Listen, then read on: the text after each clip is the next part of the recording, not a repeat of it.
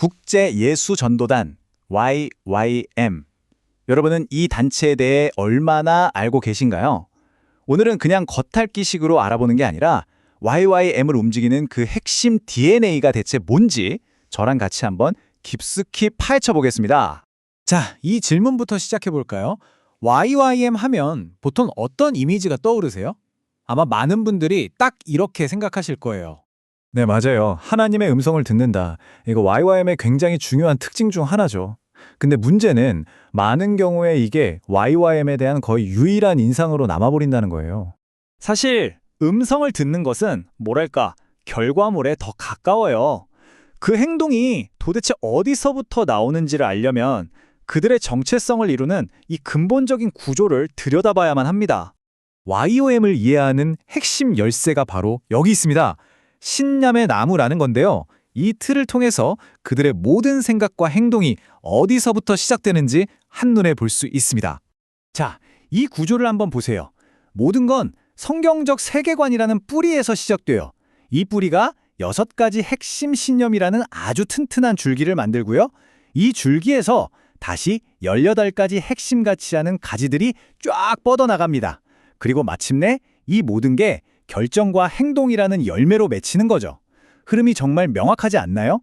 그럼 나무의 가장 근원, 바로 이 뿌리부터 파고 들어가 보겠습니다. 성경적 세계관. 모든 신념과 가치는 바로 이 토양에서 자라나는 겁니다. 여기서 아주 도발적이면서도 재미있는 질문이 하나 나옵니다.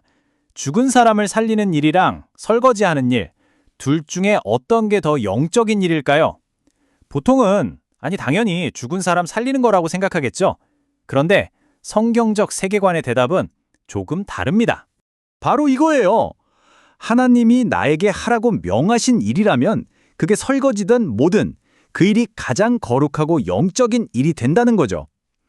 이 원칙 하나가 우리가 세상을 거룩한 일과 속된 일로 나누던 이분법적인 사고를 완전히 깨트려버립니다. 사실 이 생각은 종교개혁가 존 칼빈이 했던 유명한 말과도 정확히 일치해요. 우리의 삶 모든 영역이, 그게 직장이든 가정이든 다 예배의 장소가 될 수 있다는 아주 강력한 선언인 거죠. 자, 이제 뿌리에서 자라난 튼튼한 줄기로 올라와 볼까요? 바로 6가지 핵심 신념입니다. 성경적 세계관에서 곧바로 뻗어나온 핵심 기둥들이라고 할 수 있죠. YWAM에서는 이 6가지 신념을 기억하기 쉽게 이렇게 외운다고 해요. 예배는 거룩하고, 증인은 기도하며, 교제는 섬김으로 한다. 자, 보세요. 예배, 거룩, 증인, 기도, 교제, 섬김. 이 6가지가 바로 YWAM의 정체성을 단단하게 떠받치는 핵심 기둥들인 겁니다. 이제 줄기에서 뻗어나온 가지들을 살펴볼 차례입니다. 총 18개의 가지가 있는데 이게 바로 핵심 신념들이 구체적으로 어떻게 드러나는지를 보여주는 거예요. 전부 다 볼 수는 없으니 몇 가지 아주 흥미로운 예를 들어드릴게요. 제가 이 자료를 보면서 정말 흥미로웠던 게 바로 이 불가사리 조직이라는 개념이에요. 이게 뭐냐면 중앙에서 모든 걸 통제하는 피라미드 구조가 아니라는 거예요. 전 세계에 흩어져 있는 YYM 베이스들이 각각 독립적으로 운영되면서도 마치 하나의 생명체처럼 유기적으로 연결된 네트워크를 형성한다는 뜻이죠. 이런 모델 덕분에 YYM은 각기 다른 문화와 상황에 맞게 아주 유연하게 사역할 수 있으면서도 동시에 하나의 DNA와 비전을 공유하는 통일성을 잃지 않을 수 있는 겁니다. 정말 똑똑한 방식이죠. 자, 다음으로 살펴볼 가치는 바로 재정에 관한 겁니다.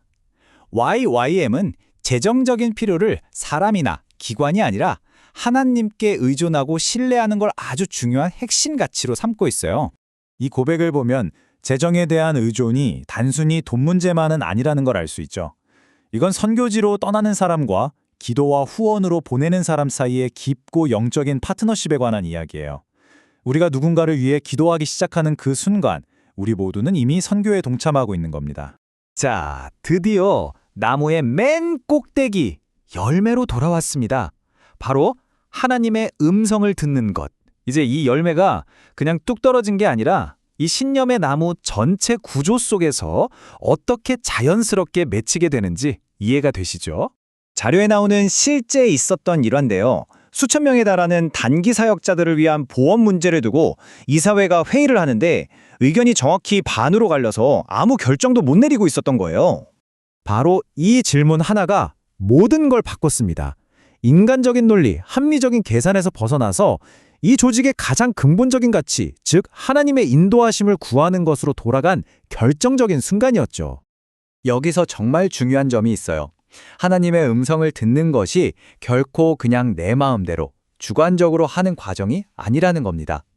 보시는 것처럼 성경적인지, 하나님의 성품과 맞는지, 그리고 공동체의 다른 사람들을 통해서도 확인이 되는지, 이런 철저한 분별 과정을 거칩니다.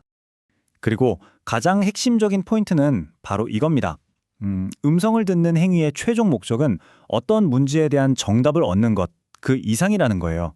진짜 목적은 그 과정을 통해서 하나님과 더 깊은 관계를 맺는 데 있습니다. 오늘 우리는 YYAM이라는 한 단체를 넘어서 하나의 세계관을 깊이 탐구해 봤습니다.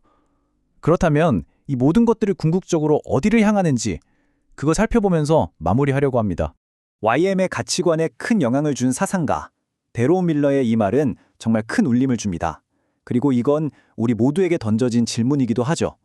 우리는 그저 일어나는 역사의 관찰자로만 남을 것인가? 아니면 그 역사를 만들어가는 주체로 살아갈 것인가? 여러분의 생각은 어떠신가요?